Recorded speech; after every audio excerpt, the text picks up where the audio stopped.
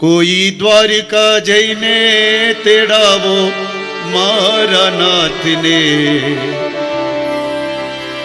હે પ્રભુજી જમવા પધારો રે. કોઈ દ્વારિકા જઈને તેડાવો મારા નાથને, પ્રભુજી જમવા પધારે.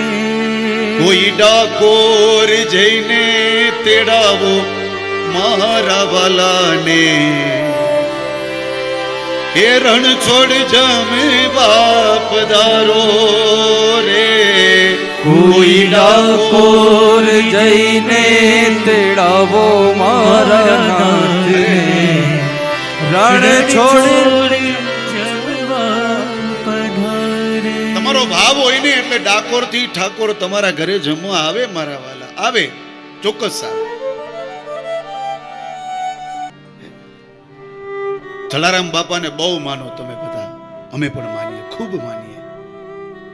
એનો એક બીજો અવતાર કદાચ આપ સૌને ખબર હશે, હરિબાપા. જલારામ બાપાને તો જોયા નથી મેં, પણ હરિબાપાને જોયા છે. એમના સાથે કથાઓ કરી છે, એમના પરચાઓ જોયા છે. અને બહુ સત્ય વાત કરું છું, અમે એના ભેગી કથાઓ કરીને હરિબાપા સાથે. બીજું રૂપ જલારામ બાપાનું. હરિબાપા જે જગ્યાએ જાય એ જગ્યાએ એના ભક્તો આવી જ જાય, એને ખબર પડી જાય ને એટલે આવે. હરિબાપાએ કહ્યું હોય કે 50 ભક્તો એનું જમવાનું બનાવજો, પરિવારને કીધું હોય, અને 50ની જગ્યાએ 200, 250, 300 લોકો ત્યાં આવી જાય. ઘરધણીને ચિંતા થાય, પણ બાપાનો નિત્યનો નિયમ સવારે સુંદરકાંડ કરે અને રાત્રે સુંદરકાંડનો પાઠ કરે. અને બધા આવે. હવે ઘરધણી તો મૂંઝાય કે 50ની જગ્યાએ કદાચ 70 જણા આપણે જમી શકીએ, પણ આ 250-300 જણા કેમ જમવાનું? પણ બાપાને ખબર પડી જાય એટલે જેવો સુંદરકાંડ પૂર્ણ થાય, નૈવેદ્ય ભગવાનને અર્પણ થઈ જાય, આરતી થઈ જાય, પછી બાપા ઘરધણીને કહે ચલો તો ખરી આજે રસોઈ શું બનાવી છે, આપણે રસોડામાં જઈને જોઈ આવીએ. બાપા જાય, પેલું છીબું હોય હટાવે અને કહે વાહ, દાળની સુગંધ તો બહુ સારી છે, શાક તો બહુ સરસ બનાવ્યું છે, અરે વાહ મીઠાઈ તો બહુ સારી છે, ફરસાણ તો ખૂબ સારું છે, વાહ રસોઈ સારી બનાવી છે, આજે મારા રામને ગમી હશે આ રસોઈ. ઘરધણીને કહે ચલો હવે પંગત પાડો હવે.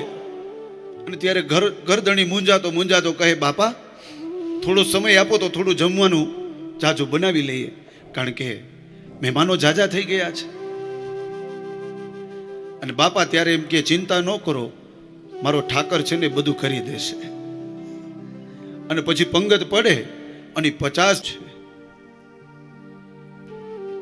અને આ બહુ સત્ય હકીકત છે.